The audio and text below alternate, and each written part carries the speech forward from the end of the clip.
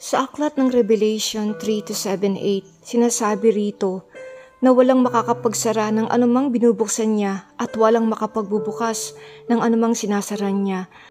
Maraming pintuan sa ating buhay. Ang iba ay nakasara, ang iba ay nakabukas.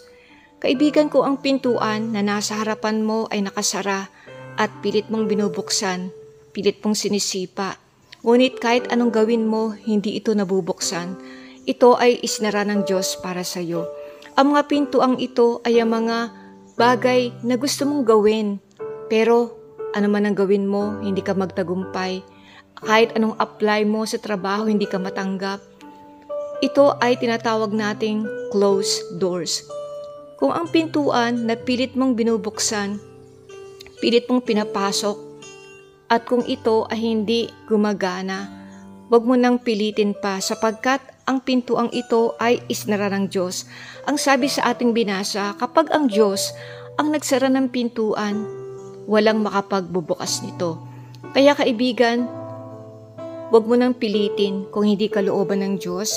Huwag mo nang piliting buksan ang pintuan. God works in a mysterious way. Lahat ng bagay na ginagawa niya, lahat ng bagay na pinapahintulutan niyang mangyari sa buhay mo, may dahilan behind it. May dahilan kung bakit sinara ng Diyos ang pintuan. May dahilan kung bakit ka natanggal sa trabaho, sapagkat meron palang inihahanda ang Diyos na mas magandang trabaho sa iyo. May dahilan kung bakit inalis ng Diyos ang lalaking yan, ang kaibigang yan, ang mga taong yan sa buhay mo, sapagkat meron palang inilaan ang Diyos na mas malaking pagpapala sa buhay mo. Ang sabi ng Diyos, kapag siya ang nagbukas ng pintuan, walang makapagsasara nito. Kahit sinumang mga tao ang pagbawalan ka, hadlangan ang katagumpayan mo, hindi sila magtatagumpay sapagkat ito ang pintuang ibinukas ng Diyos para sa iyo.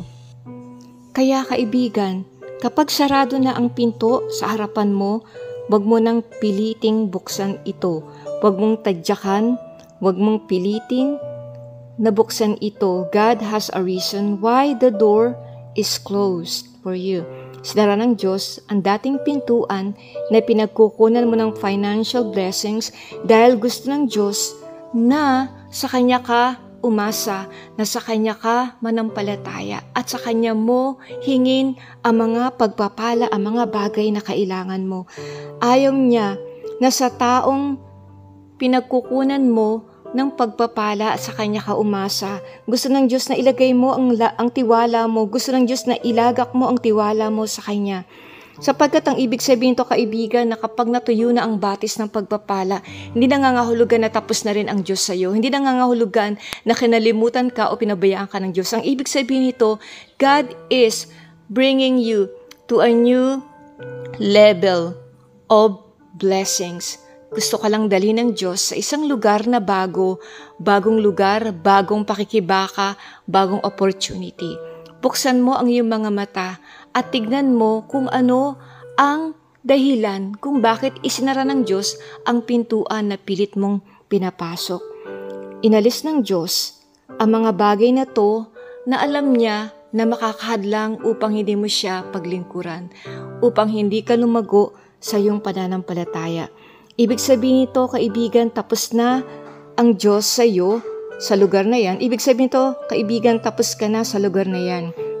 It is time for you to move on, to move to a new location, to pursue different opportunities. Sapagkat minsan hindi mo nakikita kung bakit hinahayaan ng Diyos ang mga bagay na to. Kasi nakapokus ka lang doon sa mga bagay na gusto mo at hindi mo nakikita yung malaking larawan. You cannot see the big picture why God is allowing these things to happen in your life. Trust God. God has a reason why He closed the door in front of you. Malay mo, iniingatan ka ng Diyos sapagkat kung magpupumilit kang pumasok sa nakasarang pintuan, malay mo, mapahama ka, maaksidente ka, may mangyaring hindi magandang bagay sa iyo. Kaya, don't question God sa mga bagay na nangyayari sa buhay mo. God has a plan. May plano siya, may bagong plano at may bagong direksyon para sa iyo. Trust God at manalangin ka sa Kanya na kung kalooban niya na dumaan ka sa pintuang ito na siya ang magbukas para sa'yo.